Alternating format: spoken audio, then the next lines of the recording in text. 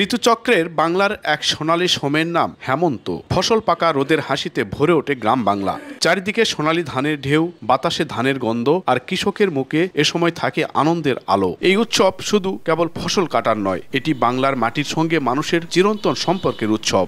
হেমন্তের সেই উৎসবকে জীবন্ত করে তুলতে নওগাঁয় আয়োজন করা হলো হেমন্ত উৎসব। নাচে গানে কবিতা আবৃত্তির মাধ্যমে তুলে ধরা হলো হেমন্তের রূপ শোভা। কৃষি নির্ভর বরেন্দ্র জনপদে হেমন্ত আসে ভিন্ন রূপে। ক্ষেতের ধান কেটে কৃষকের মনে যে তৃপ্তি, সেটি হেমন্তের মূল আনন্দ। তাই তো গ্রামের মানুষ এ সময় আয়োজন করে নতুন ধান কেটে নবান্ন উৎসব। আমাদের বাংলাদেশের যে ৬টি ঋতু, এই ৬টি ঋতুই যাতে নতুন প্রজন্মের কাছে ধরা থাকে এবং তাদের কাছে সমানভাবে সমাদৃত হয়, সেই প্রচেষ্টা সাংস্কৃতিক ঐক্য করবে। হেমন্তর যে প্রাকৃতিক সৌন্দর্য, এটি আমাদের মনকে আলোড়িত করে, যেটি আমরা অন্য ঋতুতে খুঁজে পাই না। আমাদের গ্রাম বাংলায় এই সময়ে নতুন ফসল ওঠে, ঘরে ঘরে পিঠা পায়েসের উৎসব হয়, আর এটা একটা উৎসবের একটা বিষয়। আমাদের বাঙালি ঐতিহ্যে এটা একটা উৎসবের বিষয়।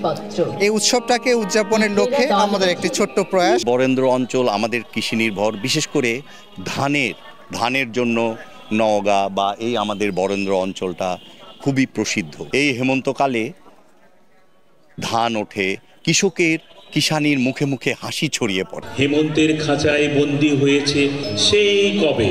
হেমন্তের রূপ, প্রকৃতি, বরেন্দ্র অঞ্চলের যে আগমন, সবকিছু মিলেই এই জনপদের এক বৈচিত্র্যতার ভরপুর নতুন প্রজন্মের কাছে তুলে ধরতেই ছিল আজকের এই আয়োজনের মূল লক্ষ্য। বিভিন্ন সামাজিক সংগঠন, সংস্কৃতি কর্মী এবং স্থানীয় সুধীজনদের এই মিলন মেলায় হেমন্ত এবার নতুন রূপে ধরা দিল বরেন্দ্র জনপদে। নওগাঁ বিয়াম চত্বর থেকে এম আর রকি, সময় সংবাদ।